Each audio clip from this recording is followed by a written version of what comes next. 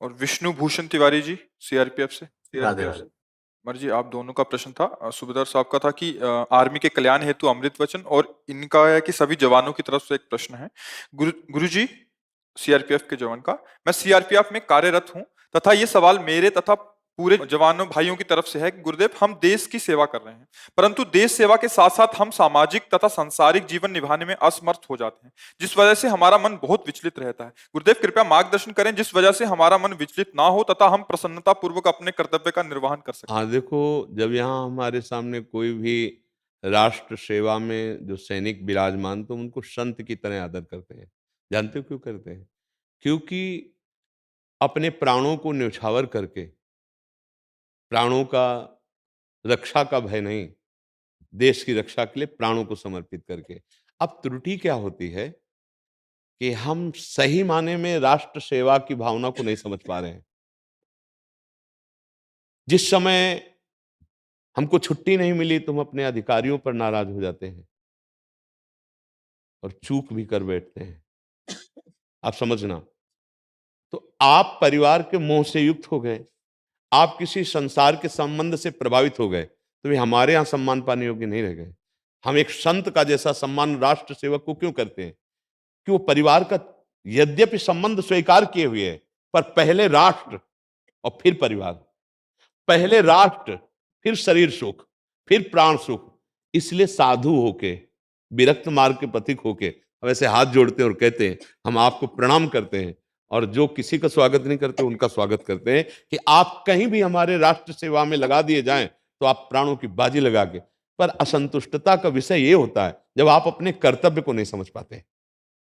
बात समझना, जैसे एक संत सर्वस्व त्याग करके भगवान का स्मरण करते हुए पूरे विश्व का सर्वे भवन्तु सुखिनः सर्वे सन्तु निरामया सर्वे भद्राणि पश्यन्तु पा रहे हैं। जवान को हर समय थोड़ी ऐसा मिलता है, कभी कई कई दिन उनको भूखा भी रहना पड़ता है, उनके लिए शौच स्नान की भी व्यवस्था ठीक से नहीं होती।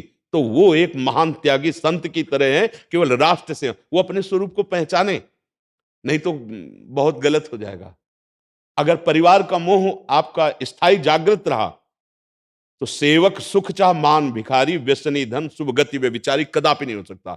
आप फिर राष्ट्र सेवा से चूक जाएंगे। कि यदि आपको अपने शरीर सुख की व्यवस्था, अपने परिवार संबंध की गाढ़ अवस्था आ गई, तो आप राष्ट्र को भूल जाएंगे, अपने अधिकार को भूल जाएंगे, अपने कर्तव्य को भूल जाएंगे और आप मनमानी आचरण कर देंगे। मनमानी आचरण करना ये सेवा नहीं कही जाती। सेवा वही होती है जिसमें न्यौछावर किया जाता है, त्याग किया जाता है, उसे सेवा कहते हैं। सेवक सुख नहीं चाहता, तभी तिरंगा उनके शरीरों पर विराजमान होता है और हर भारतवासी, वो कोई भी हो, हमारे देश के सैनिकों को सलूट करता है, प्रणाम करता है। क्यों करता है? क्योंकि वो परिवार राग के त्यागी हैं, वो शरीर राग के त्यागी हैं, वो संसार सुख के त्यागी हैं। वो भले कह रहे हैं कि हम संसारी हैं, लेकिन उनके अगर आदेश हो गया इसी समय आपको तैयार होके जाना है, तो आप भोजन पा रहे हैं लेकिन छोड़ देंगे, आप चले जाएंगे, तो ये त्याग नहीं और क्या है? आप सोचो, अपने परिवार, ब्याह हो गया लेकिन वर्ष हो गए, वो अपनी पत्नी के दर्शन भी नहीं किए, जाके मिला भी नहीं, तो प्रणाम योग्य नहीं है। लेकिन इस कर्तव्य को आपको समझना होगा। नहीं, आप राष्ट्र सेवा नहीं कर पाएंगे और आपसे अपराध बन जाएगा, आपके भाव में दूषित भाव आ जाएगा, आप गलत सोचने लगेंगे। संतों को क्यों प्रणाम किया जाता है?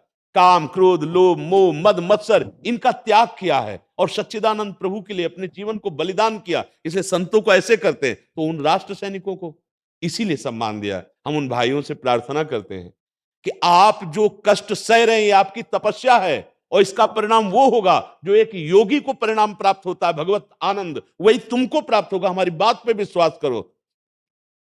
जीवन तो एक दिन सबका छूटना है। आपका प्रशंसनीय राष्ट्र सेवा में छूटता है।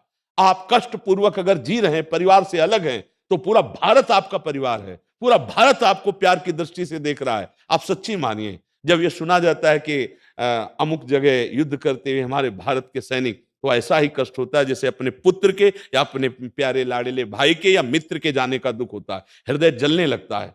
क्यों? क्योंकि आप हमारे राष्ट्र से प्यार करते हैं। इसलिए तो हमारी प्रार्थना है उन राष्ट्र सैनिकों से, ऐसी गलती ना सोचें कि हम परिवार और समाज को